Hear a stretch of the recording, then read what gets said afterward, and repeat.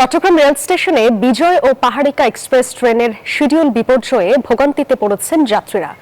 সিলেটগামী Paharika express ট্রেনের 2 ঘণ্টা এবং ময়মনসিংহগামী বিজয় এক্সপ্রেস ট্রেনের 3 ঘণ্টা শিডিউল বিপর্যয়ে চরম দুর্ভোগ মাথায় নিয়ে বাড়ি ফিরেছে যাত্রীরা। তবে অন্যান্য ট্রেন যথারীতি ছেড়ে গেছে বলে জানায় রেল কর্তৃপক্ষ। এদিকে বাসেও বেড়েছে যাত্রীর চাপ। চরম ভোগান্তি, ট্রেনের নিরাপদ ভেবে এখানে আসি, আর এখানে এই অবস্থা।